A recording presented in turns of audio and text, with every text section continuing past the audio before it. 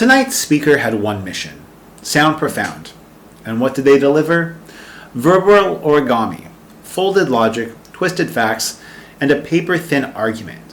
I'm Ethan Blake, and I'm here to unfold this masterpiece of a meaningless jargon with a razor-sharp tongue. It's the kind of speech that leaves you nodding politely while your brain screams, "What?" But don't worry. I'll decode the nonsense, roast the fluff, and make sure every self-important pause gets the mockery it deserves.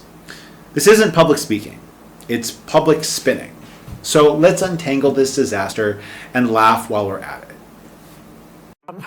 You used to be a supporter of Elon Musk's vision. Yes. What happened? What changed? Liberal actress and activist Alyssa Milano getting a bit of a history lesson after she thought she pulled one over on new Twitter CEO Elon Musk. Alyssa Milano just gave us a masterclass in how money can't buy common sense.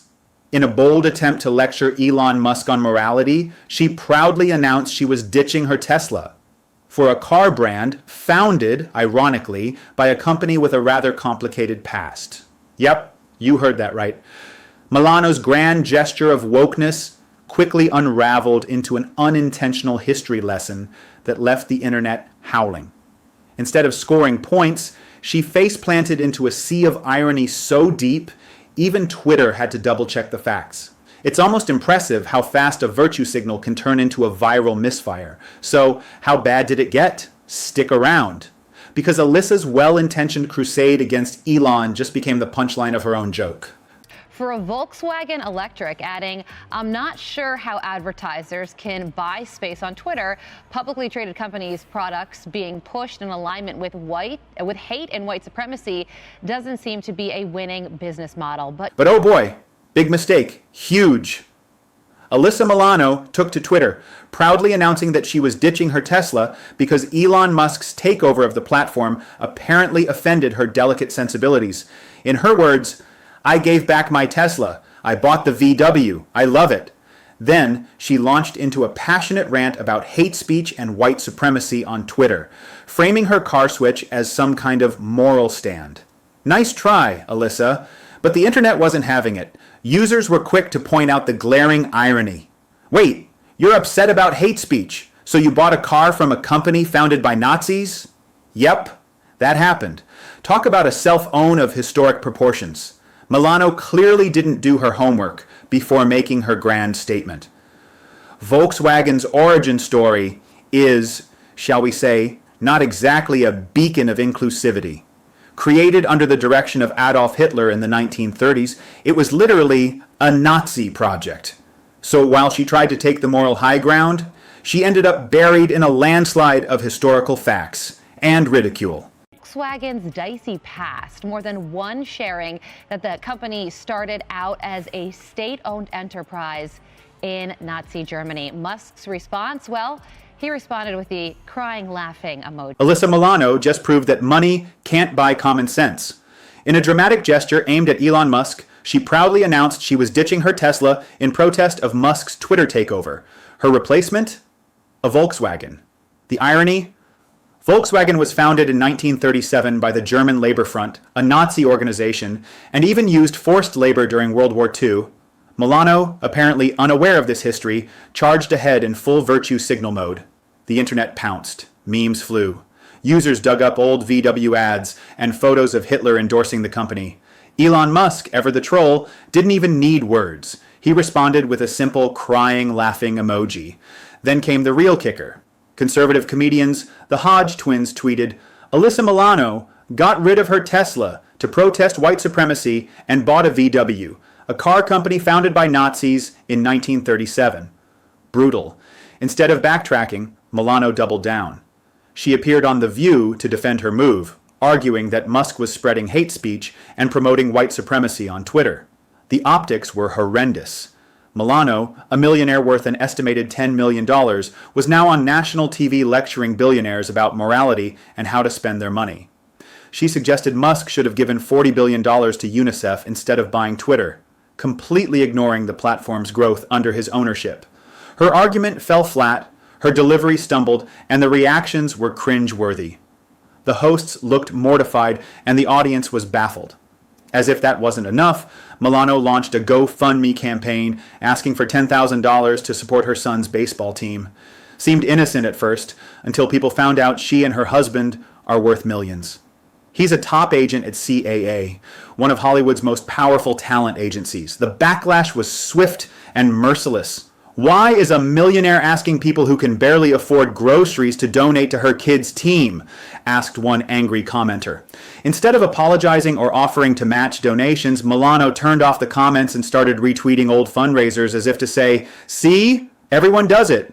Then came the ultimate facepalm.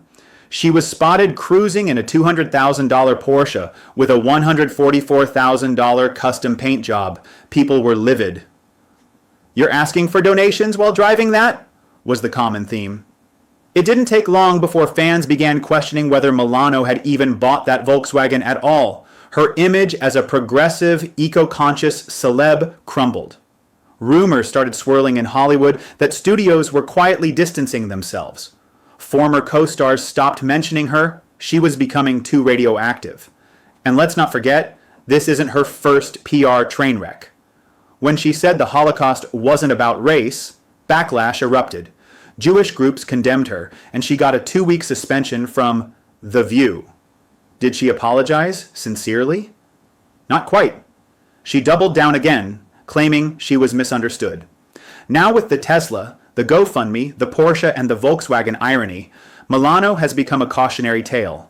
Her fall from grace shows how quickly public perception can shift when a celebrity mixes activism with hypocrisy. She wanted to be a voice for justice, but she's ended up a meme. Her campaign to hold Musk accountable instead held a mirror up to her own contradictions. From slamming billionaires while being a millionaire to preaching environmentalism while driving a luxury sports car, every move reeked of privilege and disconnect. What made it worse was the growing chorus of critics, not just from the right, but from independents and even disillusioned liberals who felt Milano was giving progressive causes a bad name. If the goal was to make Musk look bad, she failed. If the goal was to show integrity, she failed even harder.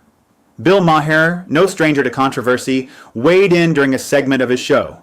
With his usual biting wit, he said, "I don't know what's more confusing, Alyssa Milano's political compass or the fact she thinks switching cars is a moral crusade." Even that quip trended on Twitter for days. Comedians latched onto it, podcasters dissected it, and political commentators made Milano the poster child for performative activism. While some diehard fans defended her, most people saw right through the charade. Meanwhile, Elon Musk, the man she tried to symbolically take down, was doing just fine. Twitter usage surged. Advertisers began trickling back. His companies continued innovating, and he remained unbothered, except for the occasional sarcastic tweet. One even read, "Next up, celebrities protesting global warming in private jets." What came next was another public appearance, Milano on a panel discussing climate change. That's right.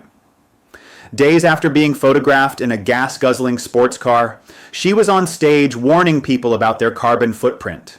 The irony was so thick, even The Onion couldn't have scripted it better.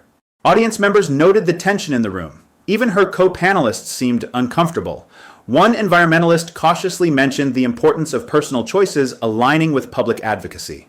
Milano nodded, apparently unaware the comment was directed at her. At this point, Milano's team reportedly went into damage control. PR professionals urged her to lie low. A scheduled podcast appearance was suddenly canceled. A brand partnership quietly ended. Her social media activity became sparse, but by then, the damage was done. Memes had spread, commentaries had been made, late-night talk shows were cracking jokes at her expense, and the term Milano moment was coined online, defined as the instant a celebrity's virtue signaling backfires spectacularly. Yet, through it all, Milano remained defiant. She later posted a cryptic tweet, "Standing for something always offends someone. I'd rather be criticized for caring than praised for staying silent." Admirable? Maybe. But most saw it as another self-congratulatory pat on the back. Critics argue this entire fiasco exemplifies why the public is increasingly skeptical of celebrity activism. When stars worth millions cry injustice while flaunting luxury, it feels more like theater than truth. the gap between Hollywood and reality becomes painfully obvious. And it's not just Milano. In recent years, similar cases have emerged. Celebs caught breaking COVID rules while preaching caution. Actors promoting social causes while evading taxes. Musicians condemning capitalism while raking in millions from endorsements. Milano just happened to be the latest and perhaps most theatrical example. This story also reignites questions about cancel culture and accountability. Milano wasn't canceled in the traditional sense. She still had her platform, her supporters, and her gigs, but she lost credibility, and that may be worse in the long run. Hollywood insiders speculate her next project might be a quiet indie film, away from the spotlight. Some say a Netflix deal was paused. Others say she may attempt a reinvention, much like other stars who've stumbled and returned later with more grounded images. But reinvention requires reflection, and so far, Milano hasn't shown much of that. The denial, deflection, and doubling down seem to define her public relations strategy. For someone who once commanded respect as a feminist voice and activist, this fall feels especially steep. In the end, this entire saga is more than just a celebrity misstep. It's a cautionary tale about optics, timing, and authenticity. If you're going to be a voice for change, people expect consistency. They want transparency. They want sincerity. And when those things are absent, the backlash is swift and brutal. Alyssa Milano's descent into the realm of internet mockery is a masterclass in what not to do. Whether she recovers or fades into irrelevance remains to be seen. But for now, she's given the world a case study in performative activism, PR failure, and the power of the internet to dismantle hypocrisy in real time. One thing's for sure, the next time a celebrity takes to social media to make a moral stand, they might think twice, because the court of public opinion is always in session, and it has a long memory. If you followed this saga to the end, hats off to you. It's been a roller coaster of contradictions, luxury cars, moral lectures, and media meltdowns. And somewhere in the middle of it all, the average American just kept working, raising kids, and trying to afford groceries. Now that's the real world. And maybe, just maybe, it's time for Hollywood to start living in it too.